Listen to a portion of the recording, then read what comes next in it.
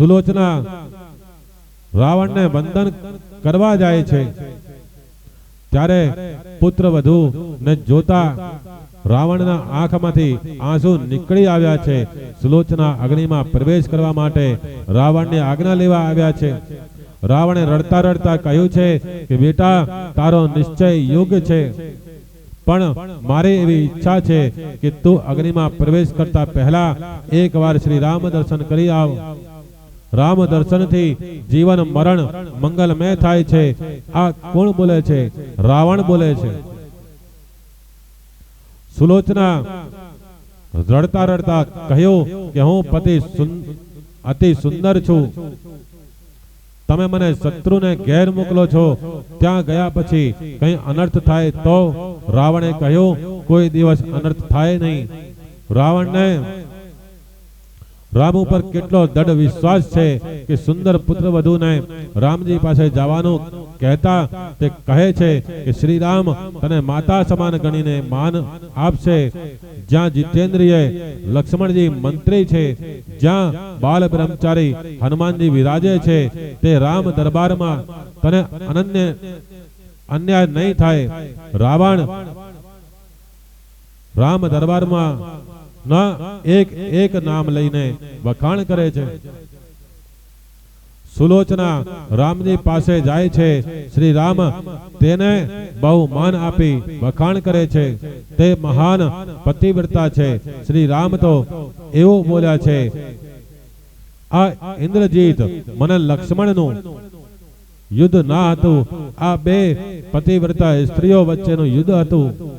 લક્ષ્મણના ધર્મપત્ની ઉર્મિલા અયોધ્યામાં પતિવ્રતા ધર્મનું બરાબર પાલન કરે છે. અહીં સુલોચના પતિવ્રતા ધર્મ પાળે છે. ત્યારે સુગ્રીવે શંકા કરતા કહ્યું કે તમે એના વખાણ કરો છો કે આ મહાન પતિવ્રતા છે, તો એમના પતિનું મરણ કેમ થયું? પત્નીના પુણ્યથી પતિનું આયુષ્ય વધે છે, પતિ સુખી થાય છે. પત્નીના ભાગ્યથી ઘરમાં લક્ષ્મી આવે છે. ઇન્દ્રજીતનું મૃત્યુ કેમ થયું? શ્રી રામે તેમની શંકાનું સમાધાન કરતા કહ્યું કે સુલોચનાના પતિને કાળ પણ મારી શકે નહીં, પણ આ તો સુલોચના અને ઉર્મિલાનું યુદ્ધ હતું. ઉર્મિલાનું જોર વધ્યું અને સુલોચનાનું જોર ઓછું થયું. તેનું મુખ્ય કારણ એ છે કે સુલોચનાના પતિ પર સ્ત્રીમાં કામ ભાવ રાખનાર રાવણના પક્ષમાં હતા ને ઉર્મિલાના પતિ લક્ષ્મણ પર સ્ત્રીમાં માતૃભાવ રાખનારા પક્ષમાં રહ્યા છે. તેથી ઉર્મિલાની જીત થઈ છે ને સુલોચના ની હાર થઈ છે. ઇન્દ્રજીતનું મસ્તક સુલોચનાને આપ્યું. તે પતિદેવનું મસ્તક જોઈ ધ્રુસકે ધ્રુસકે રડવા લાગી. ત્યારે શ્રી રામ વ્યાકુલ થઈ ગયા. તેમણે સુલોચનાને કહ્યું કે બેટા, તું રડીશ નહીં, તું મારી દીકરી છે. હું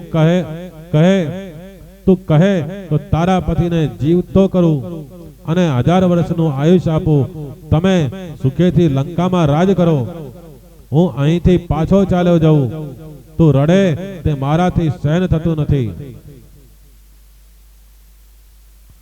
સુલોચનાને આશ્ચર્ય થયું છે કે લોકો રામજીના વખાણ કરે છે તે ખોટું નથી. તેમણે હાથ જોડી કહ્યું કે મારા પતિ મહાન વીર હતા અને વીર ગતિને પ્રાપ્ત થયા છે. તમે એમને જીવતા કરો ને કદાચ એ મને ઠપકો આપે કે તે આ શું કર્યું. મારા પતિદેવ મને બોલાવે છે, હું જ એમની પાછળ જાઉં છું. રામજીને વંદન કરી સુલોચનાનો અગ્નિમાં પ્રવેશ કર્યો. રાક્ષસોને પણ રામજી વહાલા છે. તેઓ પણ રામાયણનો પાઠ કરે છે. રામાયણના પ્રધાન આચાર્ય શિવજી આ રામકથા ઉમાને સંભળાવે છે. રામાયણનો એક એક શ્લોક પાપનો નાશ કરે છે. એક વખત દેવો, ઋષિઓ અને મનુષ્યો શિવજી પાસે રામાયણની માંગણી કરવા ગયા છે. રામાયણના 1 કરોડ શ્લોકના 3 ભાગ કરી તેણે વહેંચતા દરેકને ભાગે શ્લોક આવે છે। તેણે વચ્ચે વહેંચણી કર્યા બાદ 1 શ્લોક વધ્યો છે। આ શ્લોક માટે તેણે જણા ઝઘડવા લાગે છે। શિવજીને ઝઘડો ગમતો નથી, કેમ કે જ્યાં યુદ્ધ, વેર, સ્વાર્થ, વાસના, વિષમતા નથી ત્યાં જ રામ અવતાર ધારણ કરી શકે છે। અયોધ્યામાં જ્યારે કેકઈની મનમાં વિષમતા, વાસના કે સ્વાર્થ જાગ્યો ત્યારે શ્રી રામ અયોધ્યા છોડી દે છે। બળદ અને સિંહ, ઉંદર અને સર્પ, મોર અને સર્પ વચ્ચે જન્મસિદ્ધ વેર છે, છતાં શિવજીના દરબારમાં આવ્યા પછી તે પશુઓ પણ વેર ભૂલી જાય છે।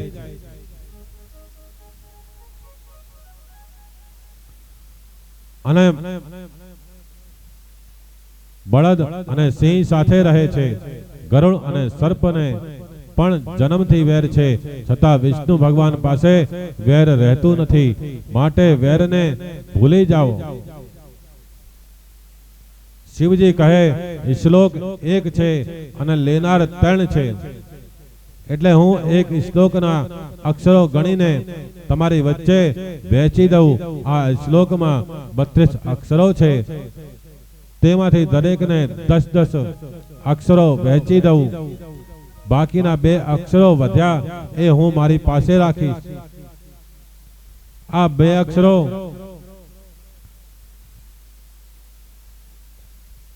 કોઈને પણ આપીશ નહીં। આ 2 અક્ષરો મારા કંઠમાં રાખીશ। વધેલા 2 અક્ષરો એ રામ, શિવજીએ રામ બધું આપ્યું પણ કોઈને રામ આપ્યા નથી।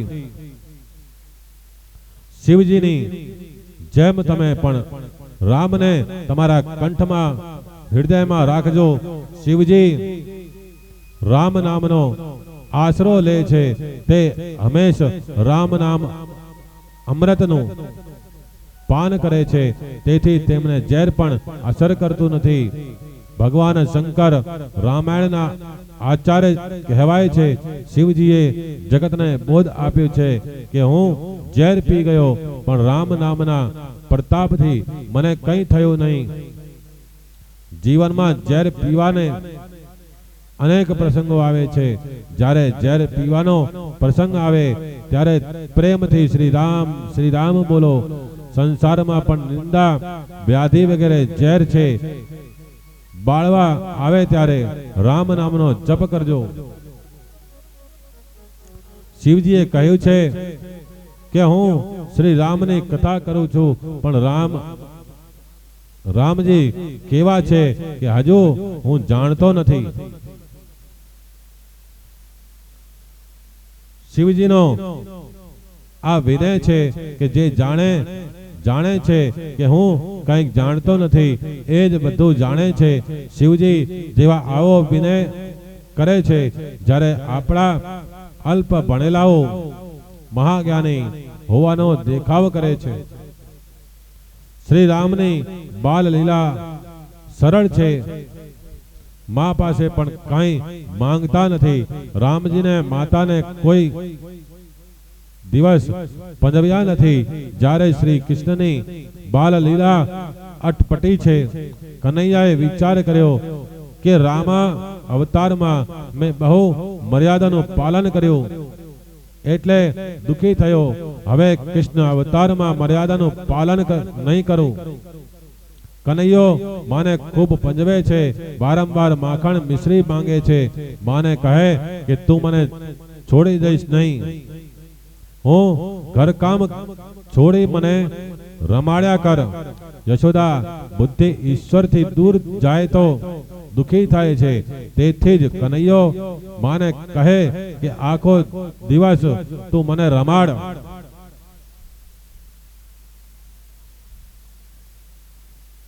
શ્રી રામનો અવતાર મર્યાદા પુરુષોત્તમનો છે।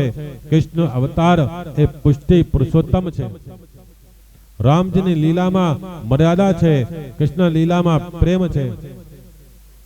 કનૈયો કહે છે કે રામ અવતારમાં મેં બહુ મર્યાદા પાડી, સરળ રહ્યો, પણ જગતે મારી કદર કરી નહીં.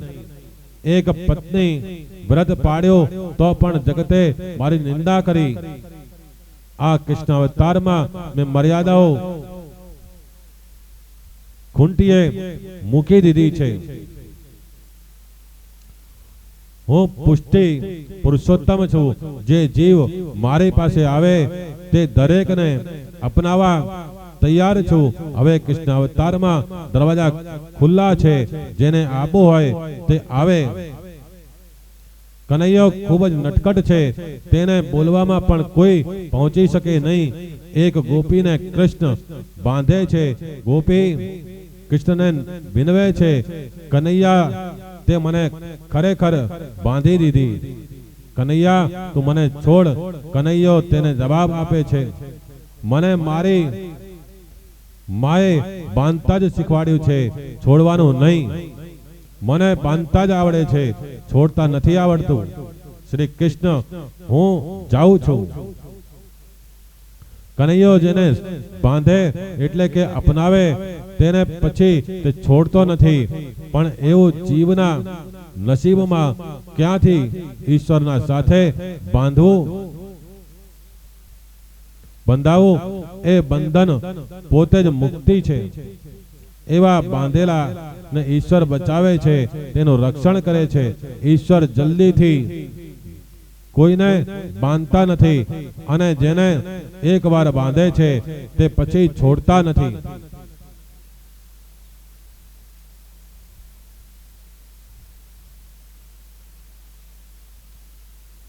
એક ગોપી કનૈયાને માખણ ચોરતા પકડે છે. પછી કનૈયાને તાંબલા પાસે ઉભો કરી દોરીથી બાંધે છે. ગોપી લાલાને પૂછે છે, કેમ કેવી મજા પડે છે? કનૈયો રડવાનો ઢોંગ કરે, કહે છે, મને બહુ દુઃખ છે, દોરી જરા ઢીલી કર. ગોપી સહેજ દોરી ઢીલી કરે. બંધન ઢીલો થતા કનૈયો છટકી જાય છે. પછી ગોપીને કહે કે બે છોકરાની માં થઈ છતાં તને બાંધતા આવડતું નથી. સાથે સર્વ સાથે પ્રેમ કરનારો સર્વેશ્વર ને ગમે છે. વિકાર વાસના સ્વાર્થ આવે ત્યારે પ્રેમ ખંડિત થાય છે. બીજાને સુખી કરવાની ભાવના રાખનારો કોઈ દિવસ સુખી થતો નથી. કૃષ્ણ લીલામાં શુદ્ધ પ્રેમ છે. રામજીની લીલામાં શુદ્ધ મર્યાદા છે. કૃષ્ણને તે જ સમજી શકે જે રામજીની મર્યાદા નું પાલન કરે છે. રામજી સરળ છે પણ કનૈયો તો ઊભો તોય વાંકો છે. તેથી તેને બાકે બિહારી કહે છે. શ્રી કૃષ્ણ તો યોગી સાથે યોગી, ભોગી સાથે ભોગી તથા વાંકા સાથે વાંકા, બાળક સાથે બાળક અને સંન્યાસી સાથે સંન્યાસી છે. શ્રી રામ અતિ સરળ છે જ્યારે શ્રી કૃષ્ણ સરળ છે. પણ ફક્ત સજ્જન સાથે તે દુર્જન સાથે સરળ વ્યવહાર રાખતા નથી. સુદામા દેવ શ્રી કૃષ્ણના ગુરુ બંધુ છે. તેઓ સંદીપની ઋષિના આશ્રમમાં સાથે ભણ્યા છે. સુદામા દેવ દ્વારકામાં શ્રી કૃષ્ણને મળવા જાય છે ત્યારે શ્રી કૃષ્ણ દોડતા સુદામા દેવ પાસે આવે છે. તેમને આલિંગન આપે છે. રાજ સિંહાસન ઉપર બેસાડે છે.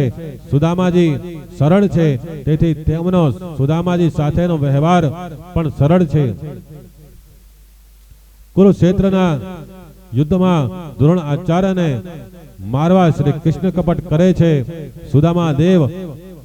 સુદામા દ્રોણાચાર્ય બંને બ્રાહ્મણ છે.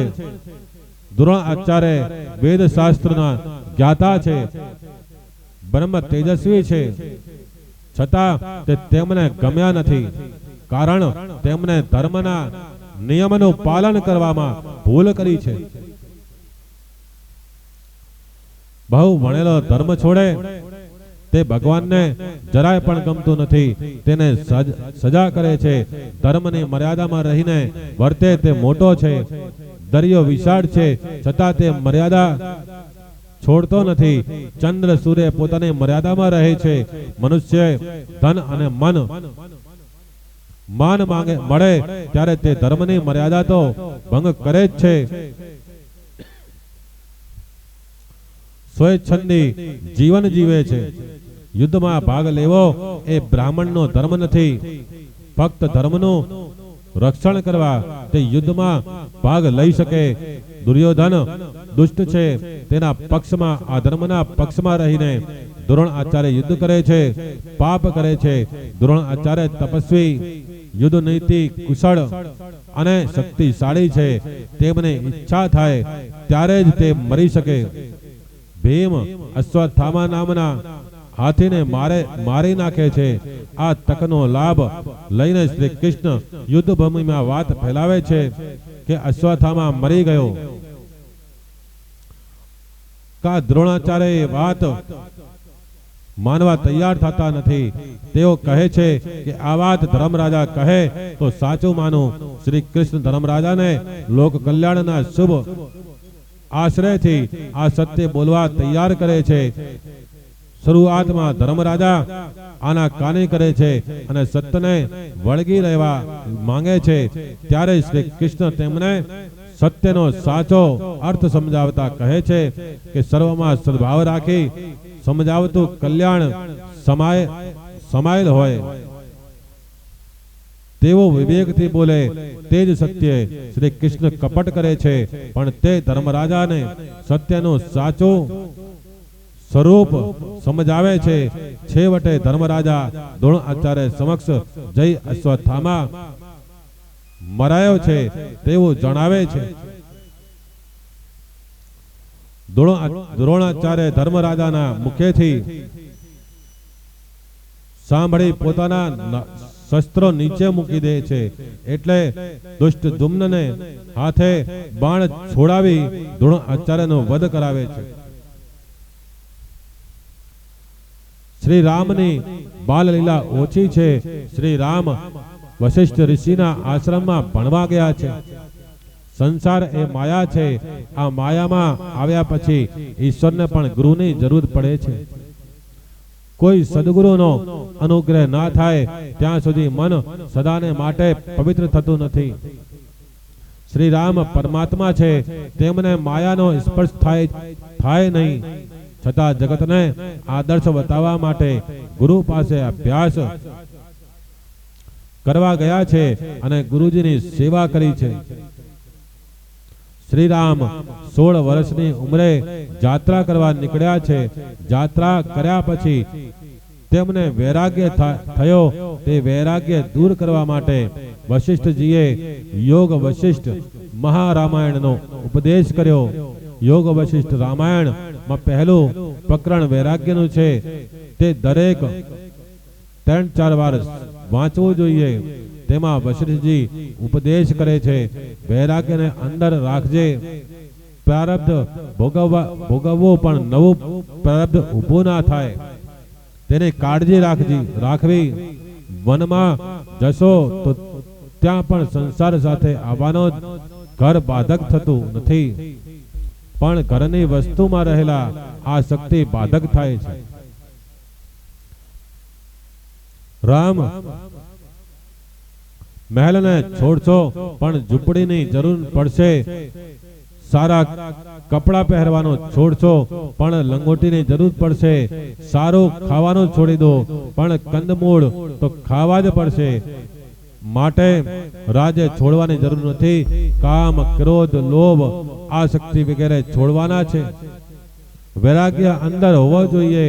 જગતને બતાવવા માટે નહીં, સાધુ નહીં, પણ સરળ થવાની જરૂર છે. સુખી થવું હોય તો ચાલશે, ભાવશે, ફાવશે અને ગમશે. આ યાદ રાખો, પ્રભુ જે સ્થિતિમાં રાખે તેમાં સંતોષ માનવો. જ્ઞાની પુરુષો પણ પ્રારબ્ધ ભોગવે છે.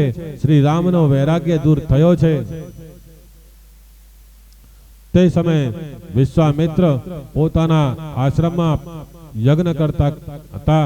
તેમના યજ્ઞમાં મારીચ, સુબાહુ વગેરે રાક્ષસો વિઘ્ન કરતા હતા. વિશ્વામિત્રે વિચાર્યો, રાક્ષસોનો નાશ રામજી કરી શકે, બીજાથી થઈ શકે નહીં. તેથી તેઓ રામ લક્ષ્મણને તેડવા અયોધ્યા આવ્યા છે. સરયુ ગંગાના ને વંદન કરીને તેમાં સ્નાન કર્યું છે.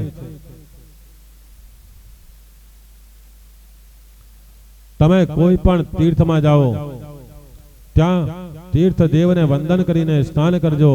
કોગળા કરતા નહીં. કોગળા કરવાથી પાપ લાગે છે. તીર્થ એ પાણી નથી. સરયુજીનો મહિમા કોણ વર્ણવી શકે?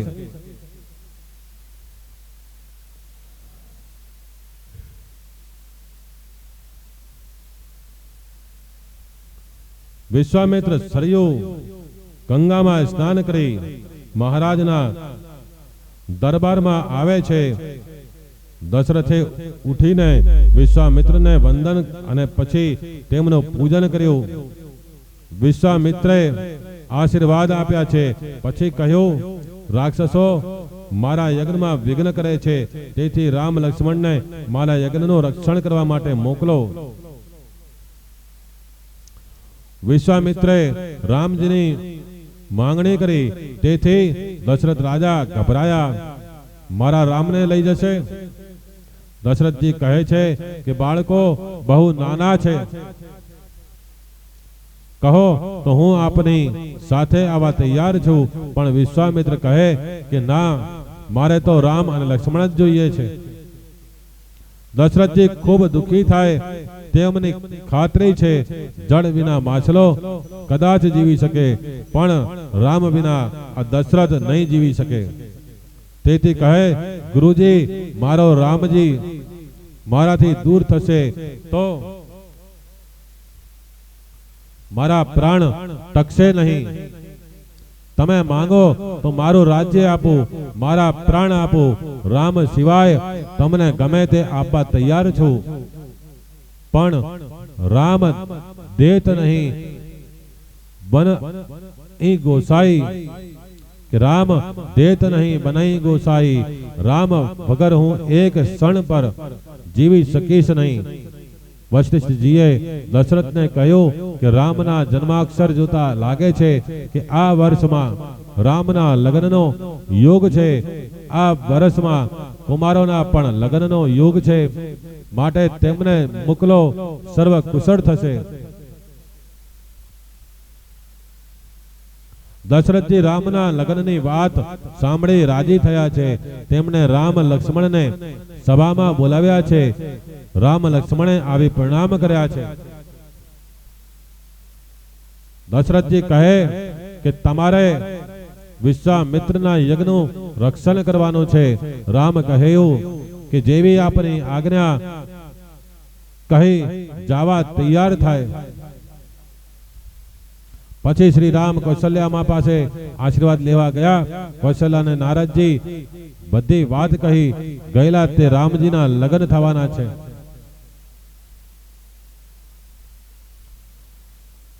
રામ કૃષ્ણને માખણ મિશ્રી ભાવે છે. જીવનને મધુર બનાવજો, મિશ્રી જેવું મીઠું બનાવજો. જીવનમાં મીઠાશ સદગુણથી આવે છે. સર્વને માન આપશો તો તમારું જીવન મિશ્રી જેવું મધુર થશે. બીજાને માન આપવાથી અને જીવનમાં સંયમ વધારવાથી જીવન મધુર બને છે, ઉત્તમ બને છે. જેના જીવનમાં મીઠાશ નથી તે ભગવાનને ગમતો નથી. વિદ્યાદાન, જ્ઞાનદાન અને દ્રવ્ય દાન કરતા માનદાન ચડિયાતું છે. માનદાન એ શ્રેષ્ઠ દાન છે અને તેમાં એક પૈસાનો પણ ખર્ચ થતો નથી.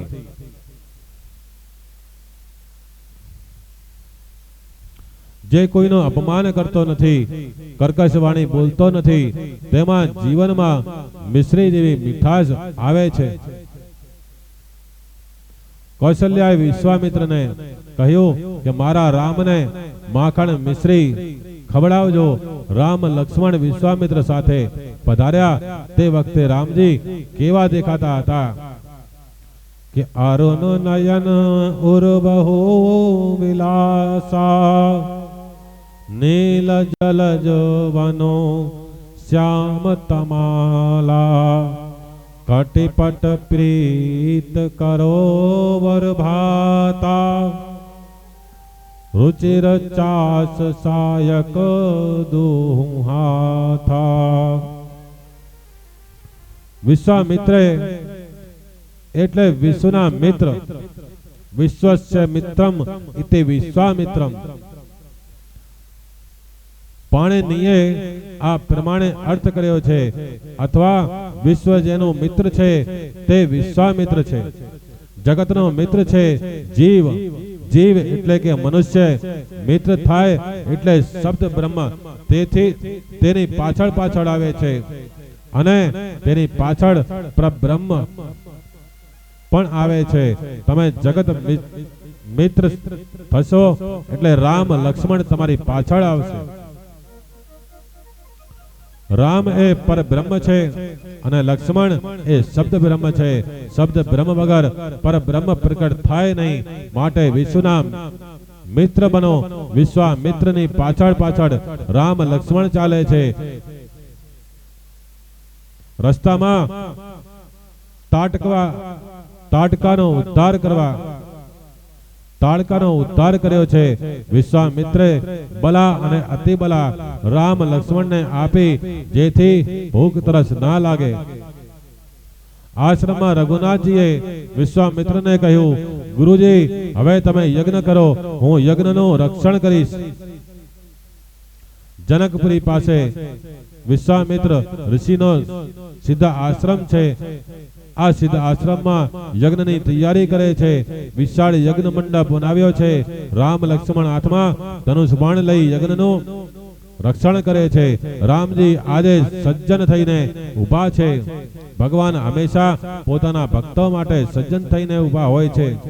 દ્વારકામાં, ડાકોરમાં, શ્રીનાથજીમાં કે પંઢરપુરમાં ગમે ત્યાં જાઓ, પ્રભુની પ્રતિમા ઉભેલી છે. ભગવાન ભક્તોને મળવા પ્રેમથી ઊભા છે.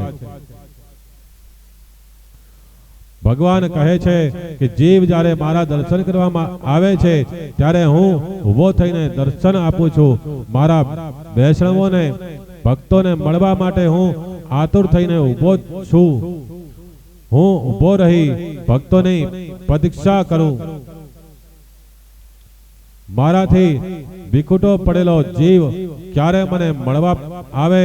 ઈશ્વરનો જીવની સામે અખંડ જોયા કરે, પણ જીવ ઈશ્વરની સામે જોતો નથી. રામ તો જીવનને આપવામાં તૈયાર છે, પણ આ અભાગીઓ તેને મળવા ક્યાં આતુર થાય છે. શ્રી રામ અજાન બાહુ છે. તેમના બંને હાથ ઘૂંટણ સુધી પહોંચે છે. કોઈએ પૂછ્યું કે પ્રભુ આપે કેમ હાથ આટલા લાંબા રાખ્યા છે? પ્રભુએ જવાબ આપ્યો છે કે મારા ભક્તોમાં કોઈ જાડો ભક્ત હોય તો તેને બાથમાં સમાવી લેવા માટે મેં લાંબા હાથ રાખ્યા છે. રામ રીંછને ભેટે છે, રામ વાનરોને ભેટે છે. રામજી સર્વ ઉપર પ્રેમ રાખે છે. રામજી હંમેશા ધનુષ્ય બાણ સાથે રાખે છે. ધનુષ્ય બાણ વગર રામના દર્શન કોઈ ઠેકાણે નથી. રાજ્ય આસન ઉપર બેઠા હોય, તે મહેલમાં સીતાજી પાસે બેઠા હોય ત્યારે પણ ધનુષ બાણ સાથે જ હોય છે. ઉપનિષદમાં ધનુષને ઓમકારની ઉપમા આપી છે. ઓમકાર એટલે જ્ઞાન. જ્ઞાન એ જ ધનુષ્ય છે અને વિવેક એ બાણ છે. ધનુષ્ય બાણને હંમેશા સજ્જ રાખજો, કારણ રાક્ષસો કામ, ક્રોધ, લોભ વગેરે તમારી પાછળ પડ્યા છે, તમને મારવા આવે છે. પરંતુ રામની જેમ મનુષ્ય બાણને સજ્જ રાખશો. જ્ઞાન વિવેકને સતેજ રાખજો તો રાક્ષસો વિઘ્ન કરી શકશે નહીં. જે પ્રતિ ક્ષણે સાવધાન રહે છે તેને રાક્ષસ મારી શકે નહીં.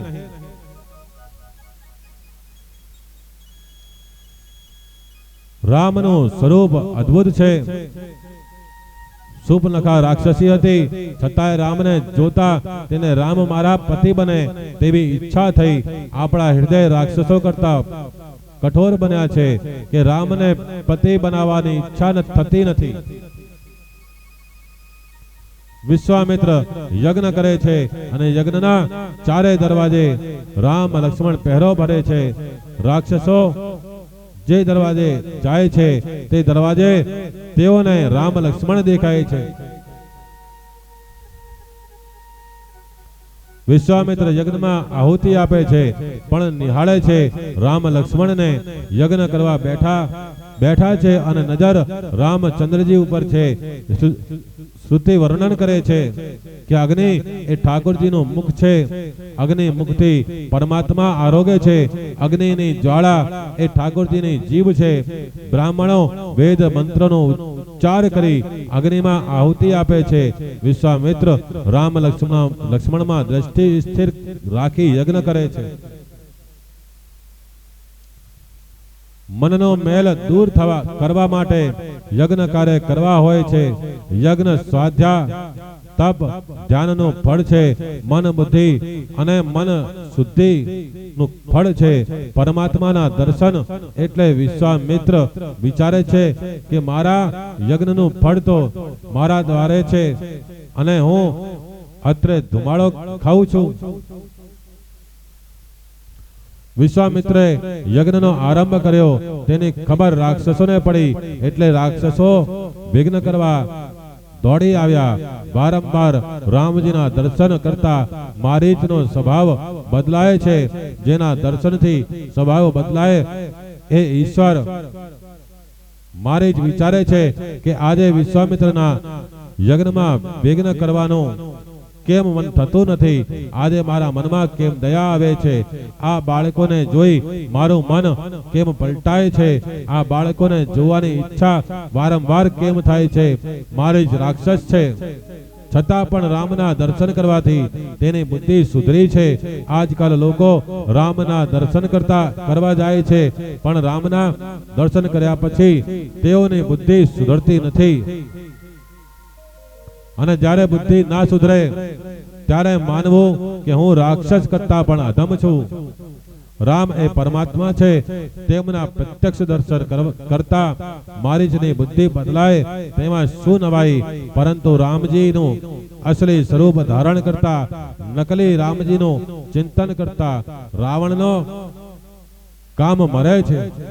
રામજીએ યાદ કરીએ એટલે આખું જગત માતૃવત દેખાય છે.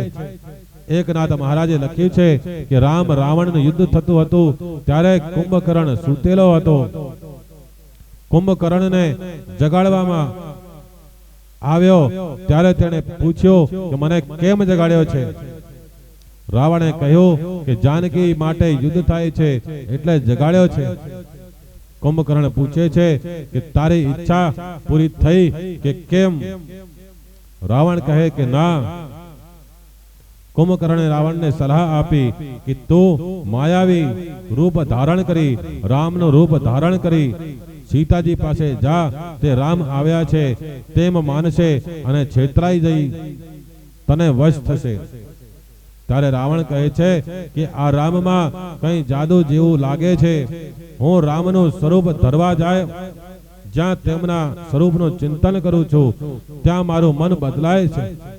જ્યારે હું માયાવી રીતે રામનું સ્વરૂપ ધારણ કરું છું ત્યારે સીતાજી મને માતા રૂપે દેખાય છે. મારા મનમાં કામ પણ રહેતો નથી. કુંભકર્ણ બોલે કે રામનું માયાવી રૂપ ધારણ કરવાથી તારા જેવા પર એનો આટલો પ્રભાવ પડે છે તો પછી એના અસલ સ્વરૂપનો કેટલો પ્રભાવ હશે.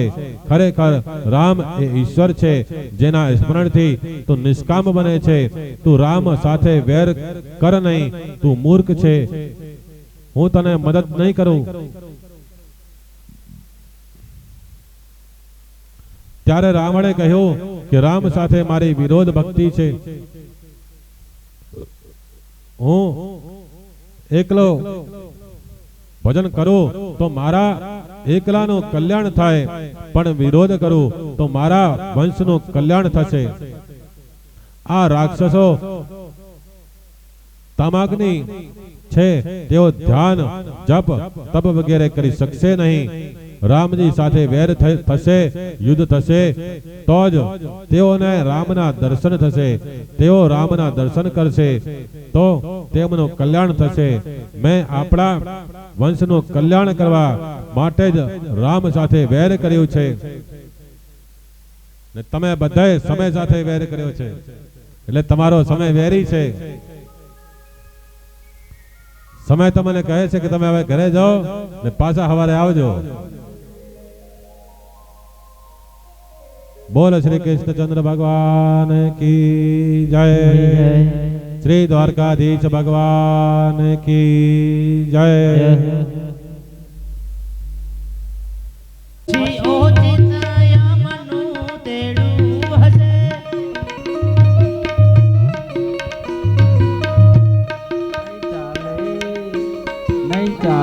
તમારો જોરથી વન થોડો રહ્યો, ચાલે તમારો તોફાન જીવન થોડો રહ્યો. જરા કેતીને ભક્તિનો વાતો વરો, કંઈક ડરો તો પ્રભુ દિલમાં ધરો. જીઓ થોડા દિવસના મહેમાન જીવન થોડો રહ્યો.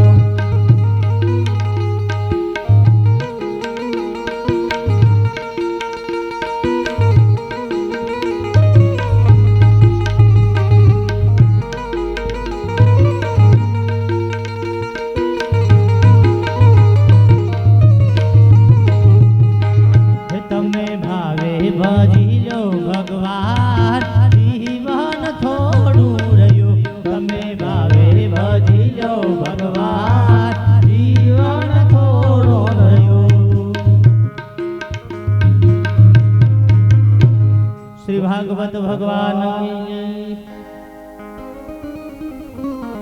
બોલીએ શ્રી રાધા રમણલાલ કી જય. શ્રી ભાગવત ભગવાન કી જય. શ્રી વ્યાસ નારાયણ ભગવાન કી જય. શ્રી અંબે માત કી જય. શ્રી વિશ્વકર્મા ભગવાન કી જય. श्री दुधेश्वर महादेव की जय. श्री द्वारकाधीश भगवान की जय. श्री अन्नपूर्णा मात की जय. श्री सद्गुरु देव की जय. परम पूज्य महामंडल स्वामी श्री कृष्णानंद गिरी जी महाराज की जय. अपने अपने माता पिता की जय. गौ मात की जय. ओम नमः पार्वती पते हर हर महादेव हर.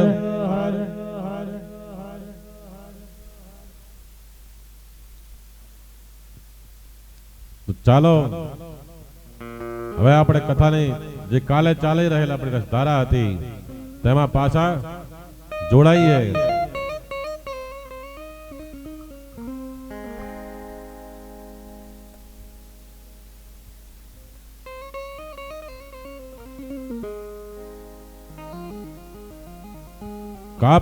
કાલે આપણે સાંભળ્યું કે શ્રી રામને વિશ્વામિત્ર ઋષિ તેમના આશ્રમમાં લાવ્યા છે, તેમના યજ્ઞોની રક્ષા કરવા માટે. યજ્ઞના 4 દરવાજા એટલે ઇન્દ્રિયોના 4 દરવાજા છે. તે યજ્ઞમાં રાક્ષસો મારીચ સુબાહુ એટલે કે કામ ક્રોધ લોભ વગેરે વિઘ્ન કરવા આવે છે.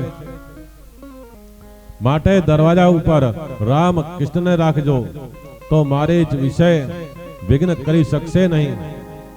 અને જો મારીચ વિષય યજ્ઞમાં વિઘ્ન કરવા આવે ત્યારે દરેક ઇન્દ્રિયના દ્વાર ઉપર શ્રી કૃષ્ણને બેસાડજો. આંખમાં કાનમાં ભગવાનને રાખો. તમારી દરેક ઇન્દ્રિય પર રામ લક્ષ્મણને જો પધરાવશો, એટલે કે શબ્દ બ્રહ્મ અને પરબ્રહ્મને પધરાવશો, તો તમારો યજ્ઞ નિર્વિઘ્ને પૂરો થશે. જ્ઞાનીઓ ઇન્દ્રિયોના દરવાજા બંધ રાખે છે, જ્યારે વૈષ્ણવો દરેક દ્વાર ઉપર પરમાત્માને બેસાડે છે. ભાગવતનો રાહુ અને રામાયણનો મારીચ સરખા છે, જે જલ્દી મરતા નથી. 6 દિવસ અને 6 રાત્રિ રામ લક્ષ્મણે જાગરણ કરી વિશ્વામિત્રના યજ્ઞનું રક્ષણ કર્યું છે. વિશ્વામિત્રનો યજ્ઞ હેમખેમ પૂર્ણ થાય છે. વિશ્વામિત્રે રામ લક્ષ્મણને આશીર્વાદ આપ્યા છે. તે વખતે જનકપુરીમાંથી પત્રિકા આવી છે કે સીતાજીનો સ્વયંવર છે, વિશ્વામિત્રજીને આમંત્રણ છે. વિશ્વામિત્ર રામ લક્ષ્મણને લઈને જનકપુરી જવા નીકળે છે. રસ્તામાં અહલ્યાજીનો આશ્રમ આવ્યો છે. ગૌતમ મુનિના શ્રાપથી અહલ્યાજી શિલા બન્યા હતા. રસ્તામાં તે શિલા આવતા વિશ્વામિત્રે શ્રી રામને આજ્ઞા કરી છે કે આ શિલાને ચરણથી સ્પર્શ કરો, તેથી તેનો ઉદ્ધાર થાય. શ્રી રામે કહ્યું કે ગુરુજી, મારો એવો નિયમ છે કે કોઈ સ્ત્રીને સ્પર્શ કરવો નહીં. હું દૂરથી વંદન કરીશ, સ્પર્શ કરીશ નહીં. ત્યારે વિશ્વામિત્રે કહ્યું કે તમારા વંદનથી તેનો ઉદ્ધાર થશે.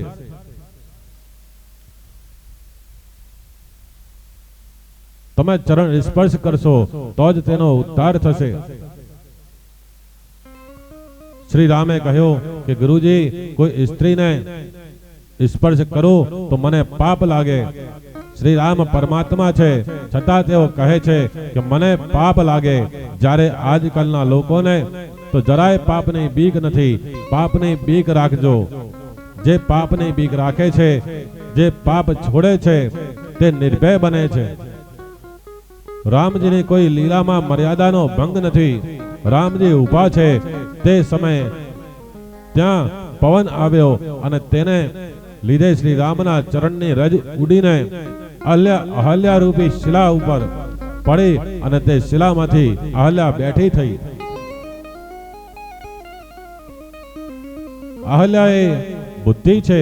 જે બુદ્ધિ કામ સુખનો વિચાર કરે, તેની બુદ્ધિ પથ્થર જેવી જળ બને છે. તે પરમાત્માની પાસે જઈ શકે નહીં. કામ સુખના ચિંતનથી બગડેલી બુદ્ધિને ભગવત ચરણનો સ્પર્શ થાય તો તે સુધરે છે. તો તે જળ કઠણમાંથી કોમળ બને છે. અહલ્યાનો ઉદ્ધાર થયો છે. અહલ્યાએ પરમાત્માની સ્તુતિ કરી છે. મને કોઈ મુનિએ શ્રાપ આપ્યો, તે સારું થયું, જેથી આજે અહલ્યાજીએ આપની ચરણ રજનો મને સ્પર્શ થયો છે.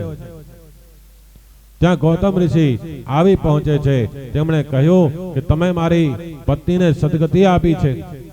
મારો તમને આશીર્વાદ છે કે તમારા લગ્ન સુંદર કન્યા સાથે થશે. વિશ્વામિત્ર રામ લક્ષ્મણને લઈને જનકપુરીમાં આવે છે. ગામ બહાર આવેલા એક આંબા વાડિયામાં મુકામ કર્યો છે. જનક રાજાને ખબર પડતા તે દોડતા આવ્યા છે. તેમણે વિશ્વામિત્રની પૂજા કરી, કુશળ સમાચાર પૂછ્યા. પછી બંને કુમારોને જોઈને જનક રાજા વિચારમાં પડે છે કે આ બાળકો ઋષિ કુમારો છે કે રાજકુમારો છે. તેઓ વિશ્વામિત્રને પૂછે છે કે આ બાળકો કોણ છે. વિશ્વામિત્ર કહે છે કે તમે મહાજ્ઞાની છો, તમે જ નિર્ણય કરો કે આ કોણ છે. જનક રાજા સુખદેવજીના ગુરુ છે. જનક નું બીજું નામ વિદેહી છે.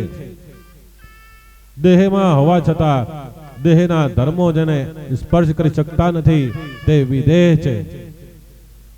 તે જીવતે મુક્ત છે.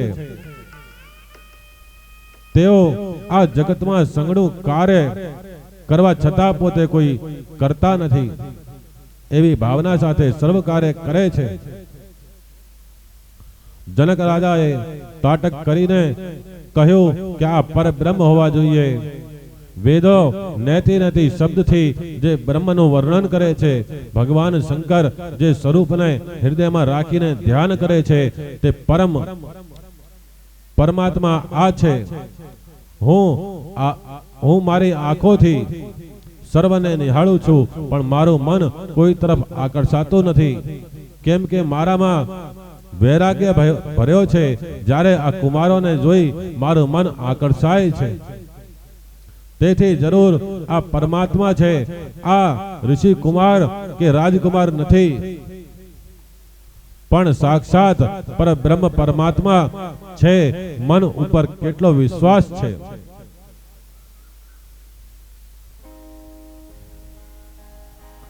જનક રાજા આગળ કહે છે કે આજ સુધી હું નિરાકાર જ્યોતનું ધ્યાન કરતો હતો, પરંતુ આ સગુણ રામના દર્શન કર્યા પછી મારું મન એમ કહે છે કે હું રામનું ધ્યાન કરું. જો રામ પરમાત્મા ના હોય તો મારા મનને ખેંચી શકે નહીં.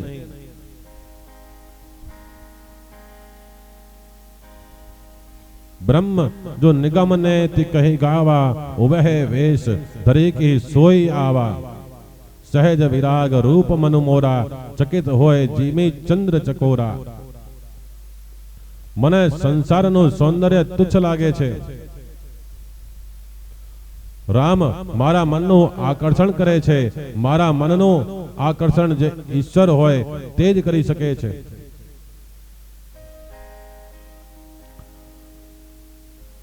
શાંકુતલ નાટકમાં દુષ્યંત શકુંતલાની કથા છે.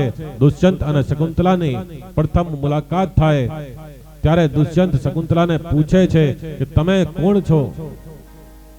શકુંતલાએ કહ્યું કે હું કર્ણવ ઋષિની પુત્રી છું. દુષ્યંત કહે, તને જોયા પછી મારું મન ચંચળ થાય છે. મારું મન પવિત્ર છે. બ્રાહ્મણની પુત્રી મારી માં છે. મારું મન ચંચળ થાય છે. તેથી એવું લાગે છે કે તું નક્કી ક્ષત્રિય પુત્રી હશે. બ્રાહ્મણની કન્યા હોય તો તેને જોયા પછી મારું મન ચંચળ થાય જ નહીં. મન ઉપર કેવો વિશ્વાસ છે.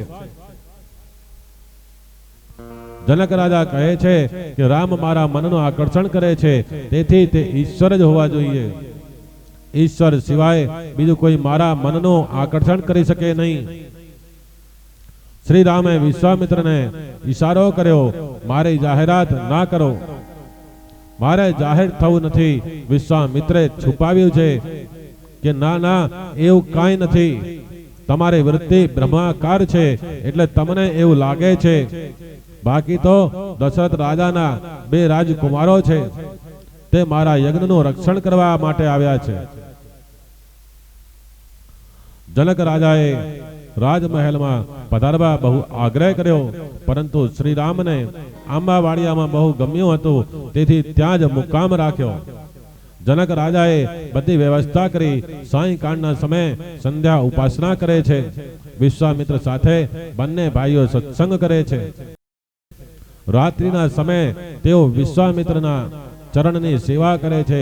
ગુરુદેવ હૃદયથી આશીર્વાદ આપે છે. લક્ષ્મણ રામની ચરણ સેવા કરે છે. લક્ષ્મણ મનમાં વિચારે છે કે આવતી કાલથી આ ચરણની સેવા મને મળશે કે નહીં મળે. આવતીકાલે મોટા ભાઈના લગ્ન થશે, એટલે ચરણ સેવા કરવાનો અધિકાર ભાભીનો થશે. આજે સેવા કરવાનો છેલ્લો દિવસ છે. રામની સેવા ના કરું ત્યાં સુધી મને ચેન પડતું નથી. સેવા અને સ્મરણ વગર ચેન ના પડે તે વૈષ્ણવ. મને કાલથી સેવા નહીં મળે, આ વિચારથી લક્ષ્મણજી દુઃખી થાય છે. બહુ અકળાય છે. તેમનું હૃદય ભરાઈ આવ્યું છે. આંખમાં ડબ ડબ આંસુ નીકળી પડે છે. પ્રભુએ જોયું કે મારો લક્ષ્મણ રડે છે. તેમણે લક્ષ્મણને પૂછ્યું, તું કેમ રડે છે? તને શું થયું છે? માં યાદ આવે છે? તું રડે છે ત્યારે મને દુઃખ થાય છે. આ રામજીનો આદર્શ પ્રેમ હતો. લક્ષ્મણજી સંકોચના લીધે બોલી શકતા નથી. લક્ષ્મણનો હૃદય પ્રેમ રામજી જાણે છે. લક્ષ્મણને કહે કે ભલે મારા લગ્ન થાય, લગ્ન પછી ડાવા ચરણની સેવા સીતા કરશે અને જમણા પગની સેવા તું કરજે. તને જોયા વગર મને પણ નિંદ્રા આવતી નથી. ભલે મારું લગ્ન થાય પણ હું તને છોડવાનો નથી. રામજીનો બંધુ પ્રેમ આવો હતો. પ્રાતઃ કાળ થતા પ્રથમ લક્ષ્મણજી, પછી રામજી અને છેલ્લે વિશ્વામિત્રજી જાગે છે. વિશ્વામિત્ર સ્નાન કરીને શાલિગ્રામ ભગવાનની પૂજા કરવા બેઠા છે. રામ લક્ષ્મણને પૂજા માટે બગીચામાંથી ફૂલ અને તુલસી લેવા મોકલે છે. બંને ભાઈઓ બગીચામાં ફૂલ તુલસી સેવા લેવા જાય છે. માળીની રજા વગર બગીચામાંથી ફૂલ તુલસી લઈએ તો ચોરી કરવાનું પાપ લાગે છે. તેથી શ્રી રામ માળીને કાકા સંબોધનથી બોલાવે છે. માળી કહે છે કે હું તો આપનો નોકર છું. રામ કહે ભલે તમે નોકર હો પણ ઉંમરમાં અમારાથી મોટા છો, અમારા પિતા જેવા છો. જ્યારે રામ આવું બોલ્યા ત્યારે માળીની આંખમાંથી આંસુ આવી ગયા. ક્યાં દશરથ રાજા અને ક્યાં આ જીવ? શ્રી રામ મને પિતા જેવો ગણે છે. શ્રી રામનો આવો વિનય જોઈ માળી વારંવાર તેમને વંદન કરે છે. માળી કહે છે કે આપ અહીંયા વિરાજો, હું ફૂલ તુલસી લઈ આવું. રામે કહ્યું કે તમે ફૂલ તુલસી લઈ આવો તો તમારી સેવા ગણાય. મારે ગુરુદેવની સેવા કરવી છે. સેવામાં ચતુરાઈ ના કરવી, સેવા જાતે જ કરવી. રામ લક્ષ્મણ જાતે ફૂલ તુલસી લેવા જાય છે. રામ લક્ષ્મણ પ્રથમ તુલસીને વંદન કરે છે. તુલસીજી ઝાડ નથી. આપણા સનાતન ધર્મમાં 3-4 તત્વો બહુ શ્રેષ્ઠ છે. ગાય માતા પશુ નથી. ગંગાજી, યમુનાજી, નર્મદાજી પાણી નથી. તુલસી નું લગ્ન ભગવાન સાથે થયું છે. તુલસી રાધાજીનો અંશ છે. તુલસી પરમાત્માની દિવ્ય શક્તિ છે. દ્વાદશીને દિવસે તુલસી તોડવા નહીં. વૈષ્ણવો દ્વાદશીને માટે એકાદશીના દિવસે તુલસી અલગ રાખે છે. તુલસીને વંદન કર્યા વગર તોડવા નહીં. સાયંકાલ પછી તુલસીને સ્પર્શ કરવો નહીં. સાયંકાળ પછી તુલસીજી રાસ રમવા જાય છે. તુલસીને નખથી તોડે તેને બહુ પાપ લાગે છે.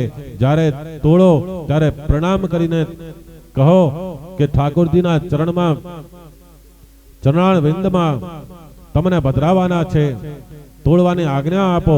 સ્ત્રીઓનો ધર્મ છે કે રોજ તુલસીજીની અને પાર્વતીજીની પૂજા કરે તો અખંડ સૌભાગ્ય તેમજ સુપુત્રની પ્રાપ્તિ થાય છે. રામજી ફૂલ તુલસી લેતા હતા તે સમયે બાગમાં સીતાજી પણ આવ્યા છે. ત્યાં રામ અને સીતાજીની દ્રષ્ટિનું મિલન થાય છે. આ કથા તુલસીદાસજી લાવ્યા છે. વાલ્મીકી ભાવાર્થ, આનંદ કે અધ્યાત્મ વગેરે રામાયણોમાં આ કથા આપવામાં આવેલ નથી. સીતાજી જગદંબાને પ્રાર્થના કરે છે કે મને રામ જેવો પતિ મળે. રામ લક્ષ્મણ ફૂલ અને તુલસીને લઈને શ્રી વિશ્વામિત્ર પાસે પાછા આવે છે. તેઓ કહે છે કે ગુરુજી, અમે ફૂલ તુલસી લેવા ગયા હતા. તે બગીચામાં જે રાજકન્યાનો સ્વયંવર છે તે રાજકન્યા પણ આવી હતી. તે અમને જોતી હતી. રામજી બહુ સરળ છે. તેમણે ગુરુજીને બધું કહી દીધું. વિશ્વામિત્ર કહે છે કે બેટા, હું જાણું છું કે સીતા રોજ પ્રાતઃ કાળમાં આ બગીચામાં આવે છે. સીતા તને નિરખે તે દ્રષ્ટિએ જ મેં તમને ત્યાં મોકલેલા. સીતાજીને પણ ખબર પડે છે કે મારો રામ કેવો સુંદર છે. વિશ્વામિત્રે રામજીને આશીર્વાદ આપ્યા છે. સ્વયંવર માટે જનક રાજાની આજ્ઞાથી મોટો મંડપ બંધાયો હતો. તેમાં મોટો અખાડો કર્યો હતો. દેશ દેશના રાજાઓ ત્યાં ભેગા થયા હતા.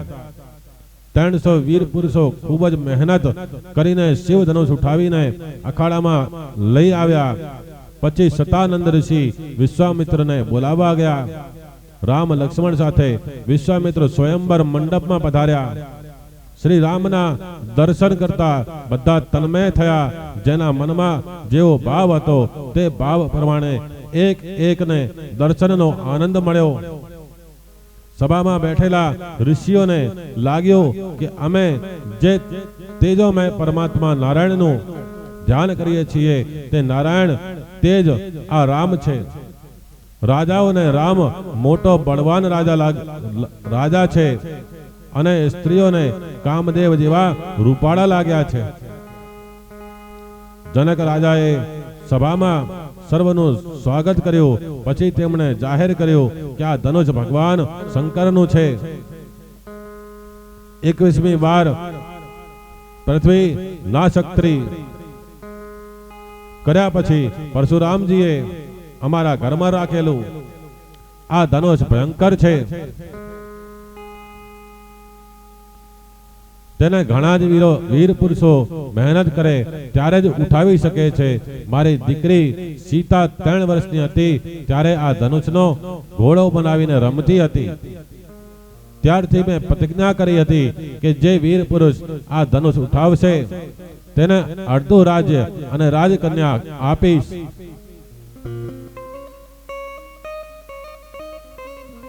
આ સ્વયંવરમાં રાવણ પણ આવેલો. बिना कारण कलह करे, पोतानी जाते पोतानी ज जय बोले, आत्म प्रशंसा करे. ए रावण बिना कारणे सीता स्वयंवर वखते जनक राजा साथे झगड़ो करवा लागेलो. रावण अभिमान में बोले छे कि आ धनुष में शुं छे? मैं तो शंकर पार्वती साथे आखो कैलाश पर्वत उठाव्यो हतो. आ तो मात्र धनुष्य छे, एक धक्को मारू के तूटी जशे. रावण एवो मूर्ख अने अभिमानी छे के पोते ज पोताना वखाण करे छे. ते एक हाथथी धनुष ने उठावा गयो ते समय पार्वतीजीए शिवजीने कह्युं कि तमारा चेला रावण ने बहु अभिमान थयुं छे, माटे रावण धनुष ने उठावी न सके तेवो उपाय करो. उपाय थयो. 300 शिवगणो सूक्ष्म रूपे धनुष पर चढ़ी बैठा जेथी कोई धनुष उठावी सके नहीं. रावण एक हाथ थी धनुष उठावा गयो पण धनुष्य हल्यो नहीं. रावणे बीजो तीजो हाथ लगाड्यो. रावण ने 20 हाथ था. तेने बधा हाथे धनुष ने उठावानो प्रयत्न कर्यो पण धनुष उठावी सक्यो नहीं. ते समय शिवगणोए जोरथी धनुष ने दबाव्यो कि रावण ने छाती ऊपर पड्यु. त्यारे रावण रुधिर ओकवा लाग्यो. ते बूमो पाडवा लाग्यो. रावण ने भर सभा में फजेती थई छे. तेथी बधा राजी थया. जनक राजाए नौकरोने आज्ञा करी कि तरत 1000 वीर पुरुषो अखाड़ा में कूदी पड़ा. रावण ने छाती ऊपर थी धनुष खेची काढ्यु. रावण त्याथी नासी गयो. रावण ने फजेती नजरे जोया पछी जे बीजा राजाओ त्यां हता ते बधा नहीमत थई छता पोतानी शक्ति बतावा कोशिश करवा लाग्या. कोई पण राजा धनुषनो भंग करी सकतो नथी. छेल्ले विश्वामित्रे रामजी ने आज्ञा करी छे कि उठाऊं राम भजऊं भव चापा, मेटऊं तात जनक परितापा. राम तमे उठो, ગુરુદેવની આજ્ઞા થતા રામજી ઊભા થઈ ગુરુદેવને વંદન કરી આશીર્વાદ મેળવ્યા. પછી ધનુષ્ય પાસે જઈ શિવ ધનુષને વંદન કર્યું. શિવજીને આશ્ચર્ય થાય છે કે શ્રી રામ મારા ધનુષને પણ વંદન કરે છે. એ તો પરમાત્મા છે, છતાં કેટલું માન આપે છે. રામે વંદન કરી ધનુષને જ્યારે ઉઠાવ્યું ત્યારે વીજળીનો ચમકારો થાય તેમ ધનુષ ચમકી ઉઠ્યું. બધાની આંખો અંજાઈ ગઈ. પ્રભુએ જમણે હાથે તે નમાવ્યું. કડ કડ શબ્દનો અવાજ થયો. ધનુષ્ય બે ટુકડા થઈ ગયા. લોકોને આશ્ચર્ય થયું કે ધનુષ તો ભંગ થયો. એટલે વિશ્વામિત્રે જનક રાજાને કહ્યું કે જાનકીજી પધારે, મારા રામને વિજયમાળા પહેરાવે. જનક રાજાની આજ્ઞા થઈ. સીતાજી વરમાળા લઈને શ્રી રામની નજીક આવે છે. જાણે સાક્ષાત મહાલક્ષ્મી. એમના અલૌકિક શણગારનું વર્ણન કોણ કરી શકે. રામજીએ જોયું કે રાજકન્યા વિજયમાળા પહેરાવા તેમની તરફ આવે છે. શ્રી રામ વિચારે છે કે ગુરુજીની આજ્ઞા હતી તેથી મેં ધનુષ્યનો ભંગ કર્યો, પણ મારા માતા પિતાની આજ્ઞા નથી કે આજ્ઞા વિના મારે લગ્ન કરવું નથી. હું સ્વતંત્ર નથી, હું માતા પિતાને આધીન છું. રામજી સુધરેલા નથી હો.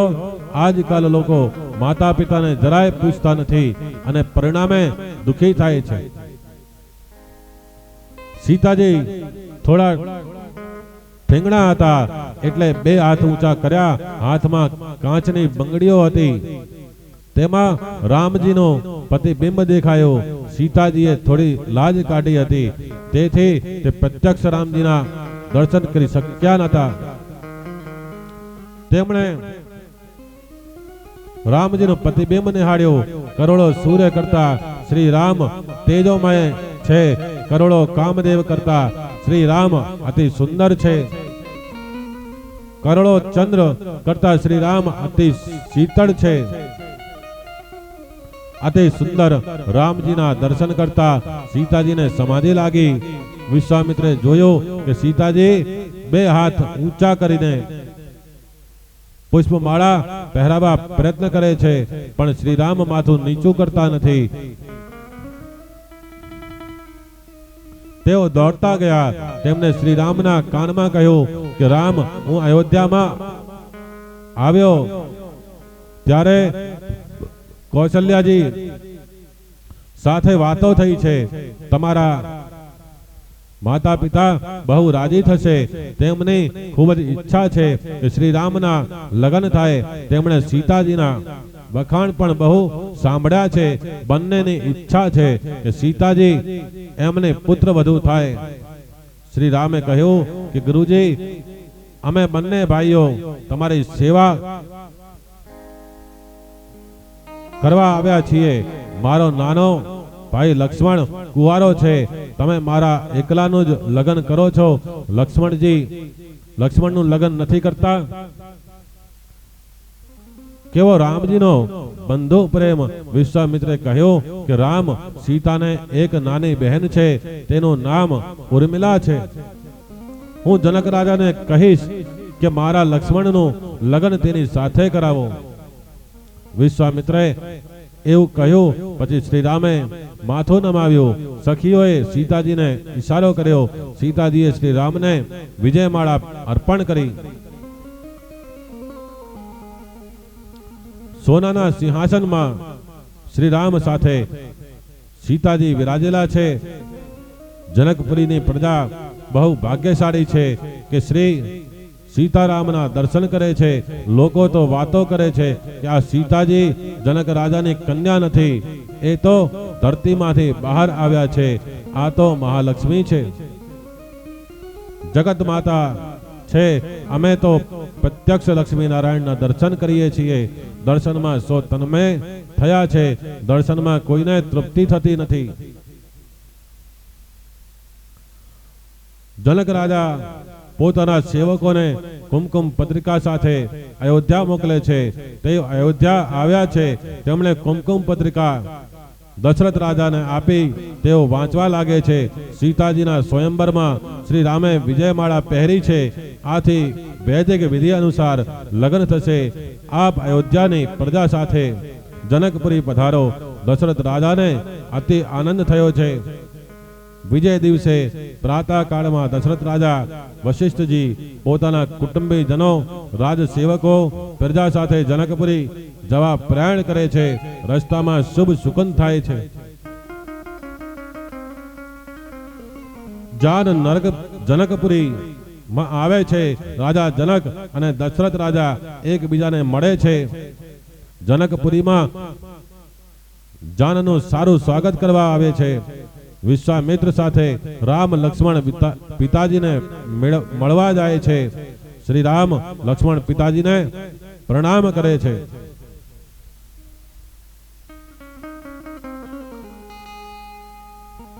નારદજીએ લગ્નનું મુહૂર્ત આપ્યું. મૃગશીર્ષ માસ સુદ પાંચમ અને ગોરજ સમયનું લગ્નનું મુહૂર્ત કાઢેલું છે. જાન આવી છે ધનતેરસે અને પાછી ગઈ છે વસંત પંચમીના રોજ. આ તો શ્રી રામનું લગ્ન છે. શ્રી રામ લગ્ન કરવા જાય છે ત્યારે કામદેવ ઘોડો થઈને આવ્યો છે. કામનો ઘોડો કરી કામની છાતી ઉપર ચડીને રામ લગ્ન કરવા જાય છે. સાધારણ માણસ લગ્ન કરવા જાય છે ત્યારે કામ તેની છાતી ઉપર ચડી બેસે છે. સંગણે આનંદ થઈ ગયો છે. વિધિપૂર્વક રામ સીતાનું લગ્ન થયું છે.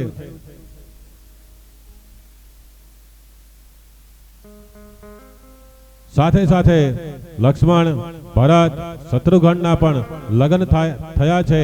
જનક રાજા કન્યા દાન કરે છે.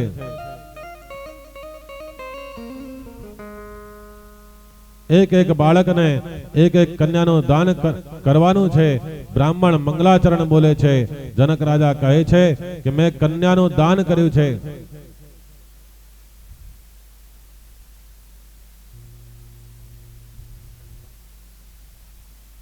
રામ કહે હું તેને સ્વીકાર કરું છું. પછી લક્ષ્મણનો વારો આવ્યો. લક્ષ્મણ કહે કે અમે ક્ષત્રિયો દાન આપીએ છીએ, દાન લેતા નથી, નહીં બોલું. ગૌર મહારાજ કહે કે તમારા મોટા ભાઈ તો બોલ્યા છે. લક્ષ્મણ કહે એ તો ભોળા છે, પણ હું ગ્રહણામી નહીં બોલું. લક્ષ્મણને શ્રી રામ બોલવા સમજાવે છે પણ લક્ષ્મણ નહીં બોલવા મક્કમ છે. છેવટે વિશ્વામિત્ર કહે છે કે આ શબ્દ બોલ્યા વગર લગન પાકું ના કહેવાય. પછી લક્ષ્મણજી બોલ્યા છે કે હું સ્વીકાર કરું છું. જનકજીના ઘરે જનકપુરીમાં જોનો આવી છે. દશરથ રાજાના ઘરે માંડવો છે. બધા ફેરા ફરે છે. બ્રાહ્મણો મંગલાષ્ટક બોલે છે.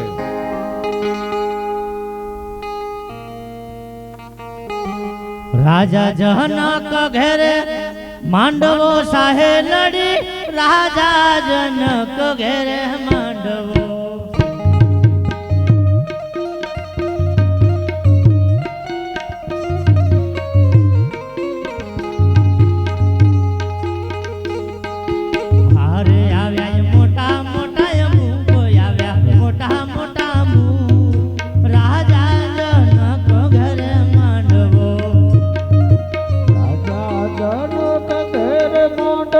સાહે લડી રાજા જનક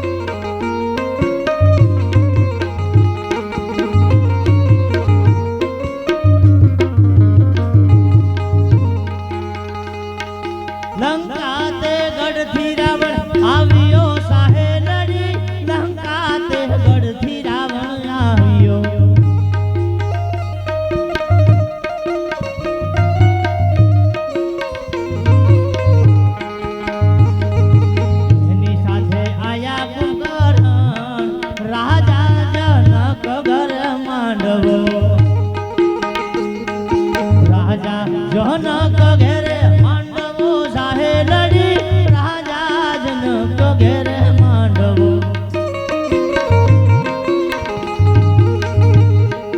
लंका ते गढ़ रावण आवियो साहे लड़ी लंका ते गढ़ रावण आवियो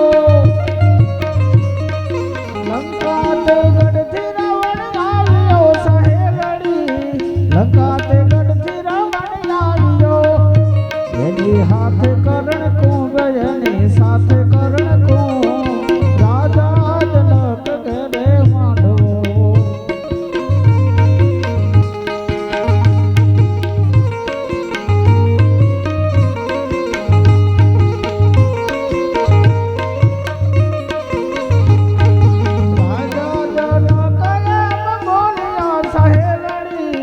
राजा जनक एम बोलिया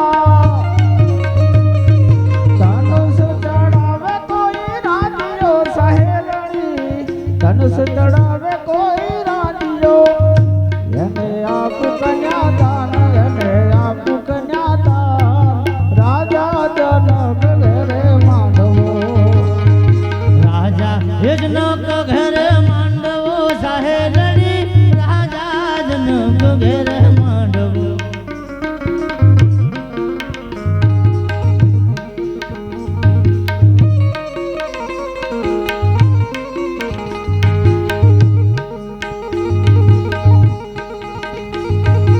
आको मारीने रावण उठियो साहे लड़ी पाको मारीने रावण उठियो हाथनी धनुष नायु पड्यू साहे लड़ी हाथथी धनुष नायु पड्यू लाजो लंका के रोगू लाजो लंका के रोगू राजा जनक घेरे मांडवो हो राजा जनक घेरे मांडवो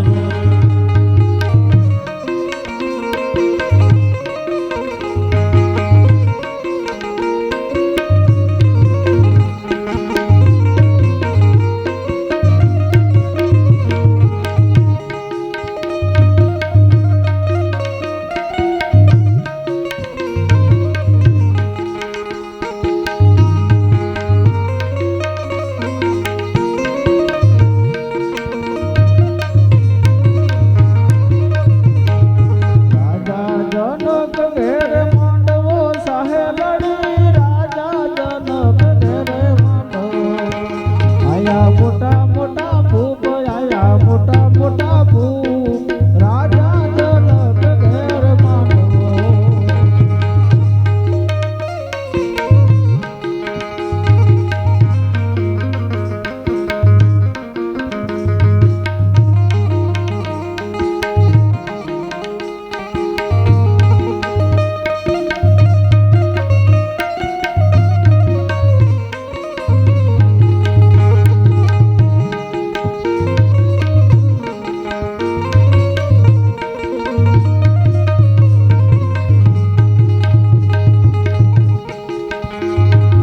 ऋषि यज्ञ राम उठिया साहे लड़ी ऋषि यज्ञ राम उठिया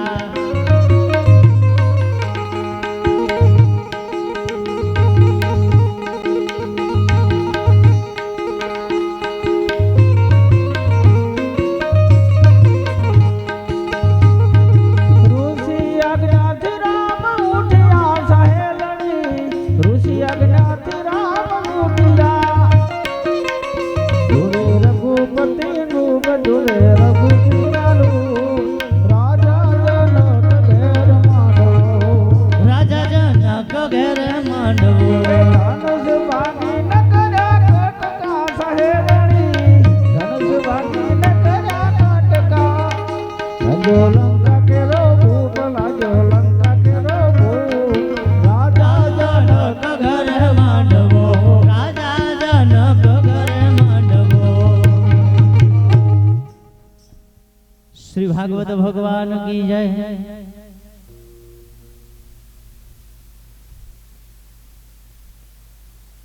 બધાના લગ્ન થયા છે. લગ્ન પછી સીતારામ જમવા બેસે છે. ભોજનમાં જરા વિનોદ હોય તો વધારે જમાય છે. જનકપુરીની સ્ત્રીઓ વિનોદ કરે છે કે આ કુંવારો ભાગ્યશાળી છે, નહીતર આવી કન્યાઓ તેમને ના મળે. દશરથ રાજાને બાળકો ક્યાં હતા? રાણીઓએ ખીર ખાધી, તેથી બાળકો થયા. લક્ષ્મણજીએ તરત જ આનો સડસડાટ કરતો જવાબ આપ્યો કે અયોધ્યામાં ખીર ખાવાથી છોકરા થાય છે, પણ અહીં આવ્યા પછી જાણવા મળ્યું છે કે અહીંની સ્ત્રીઓને એટલી પણ તકલીફ લેવી પડતી નથી, કેમ કે અહીંથી તો ધરતીમાંથી કન્યાઓ નીકળે છે. એકી બેકીની રમત રમાય છે, તન બે પણ મન એક. એનું નામ લગન. સીતાજી રામને પૂછે છે કે એકી કે બેકી? શ્રી રામ કહે એકી. પતિ પત્નીનો સ્વભાવ એક ના થાય ત્યાં સુધી લગન સફળ થતું નથી. લક્ષ્મણે આ સમયે કહ્યું કે મોટો ભાઈ એ એકી કહ્યું તે બરાબર છે. સીતા અને રામ એ બે નથી, પણ સીતારામ એક જ છે.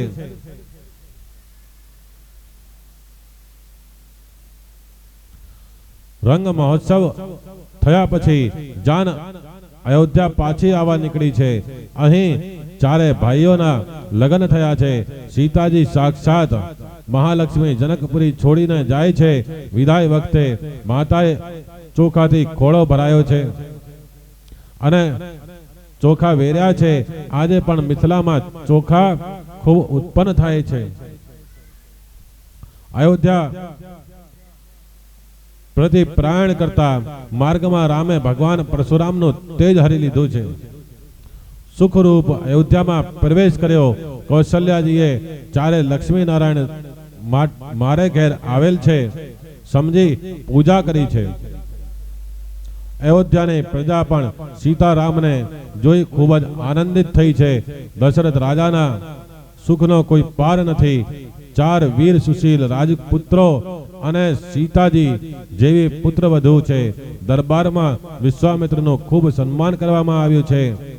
દશરથ રાજાએ પોતાની રાણીઓ સમક્ષ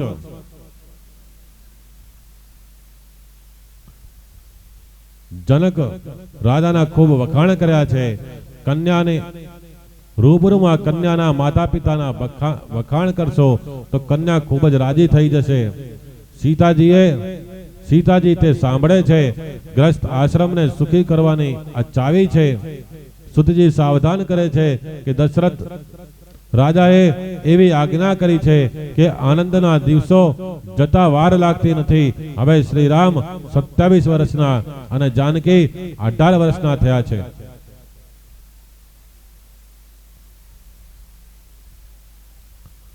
એક દિવસ દશરથ રાજા રાજસભામાં વિરાજેલા હતા. તેમણે પોતાનો મુકુટ વાંકો લાગે છે. તેમણે દર્પણ મંગાવીને જોયું તો મુકુટ ખરેખર વાંકો છે. સાથે સાથે દશરથ રાજાની દ્રષ્ટિ કાનના વાળ ઉપર પડી છે. કાનના વાળ ધોળા થયા છે. કાનના વાળ ધોળા દેખાય ત્યારે માનવું કે અતિ વૃદ્ધ અવસ્થા આવી પહોંચી છે. દશરથે વિચાર્યું કે મને ધોળા વાળ બોધ આપી રહ્યા છે કે તમે અતિ વૃદ્ધ થયા છો. હવે રામને ગાદી પર બેસાડો. ને અત્યારે ધોળા આવે તો સીધા ગોયદા પાય કે ભાઈ કાળા કરી દે. ને ધોળા કે દેખાવા જ ના જોવે, સીધા જ કાળા કરાવી નાખે. પણ એમ ના કે હવે ગંડા થયા, હવે એ ધોળા ના કાળા ના કરાય.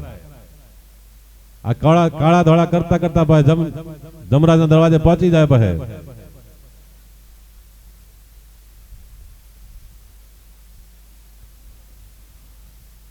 અતિ વૃદ્ધ થયા છે.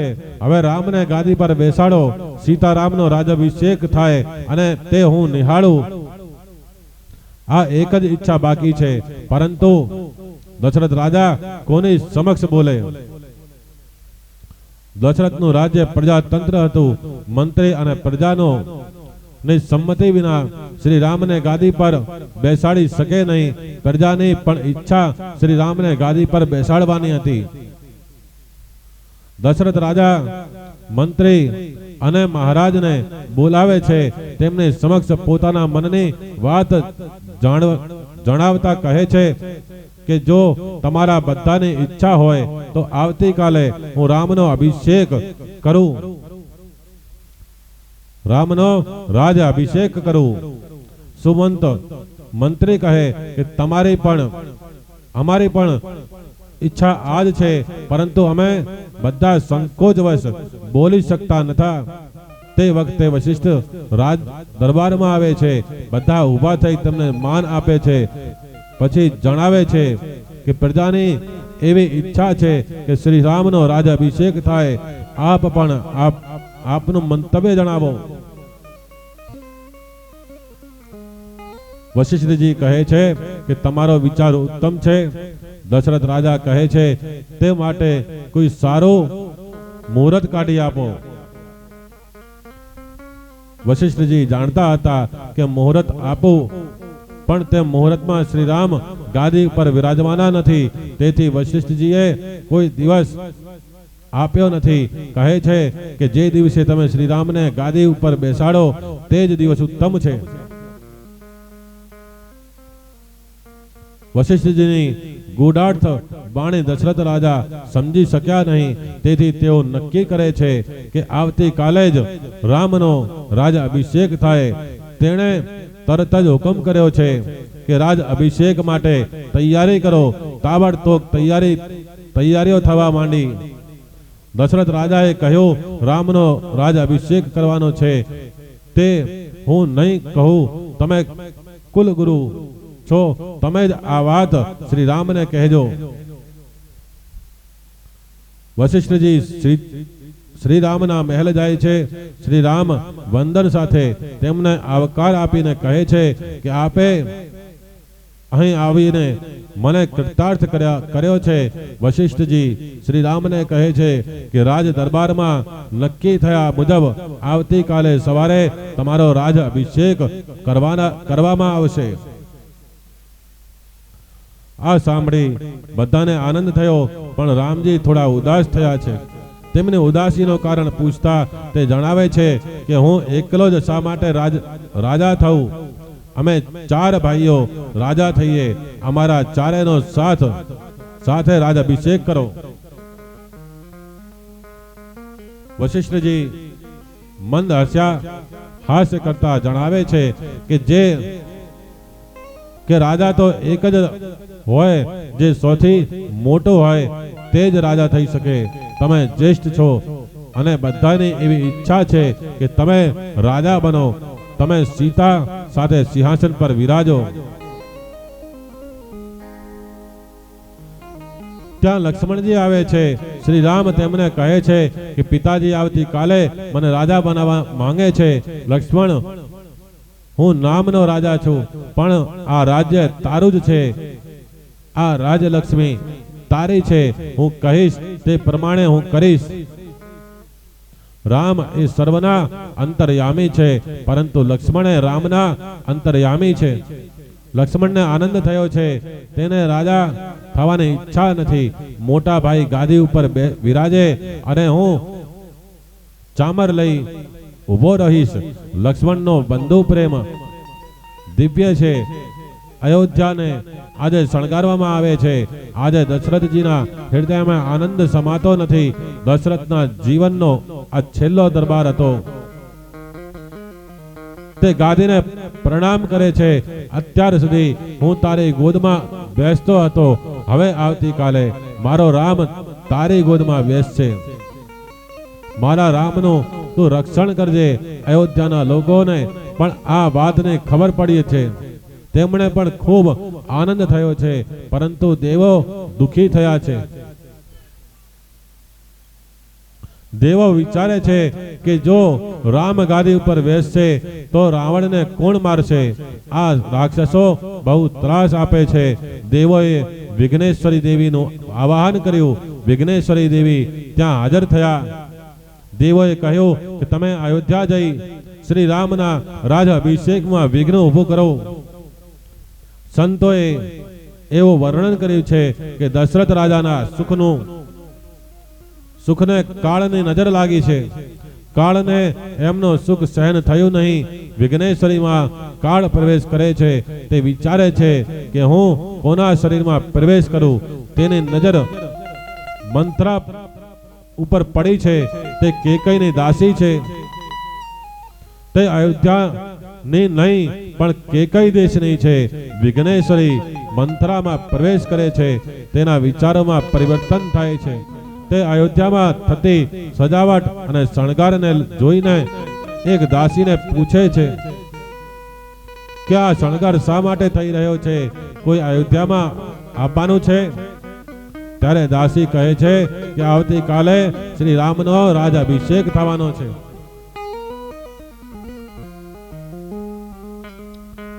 કૌશલ્યા માની દાસીને ખબર મળ્યા કે આવતીકાલે શ્રી રામનો રાજ્યાભિષેક થવાનો છે. આ સાંભળી તે દોડતી દોડતી કૌશલ્યા માતા પાસે પહોંચી ગઈ અને શુભ સમાચાર આપે છે. કૌશલ્યા માતા આ સમાચાર સાંભળતા જ અતિ હર્ષમાં આવી ગયા છે અને પોતાના ગળામાંનો હાર કાઢી દાસીને આપ્યો છે અને કહે છે કે આવતીકાલે મારો રામ રાજા થશે તો તને પણ મારા જેવું માન મળશે. મારા રામ તને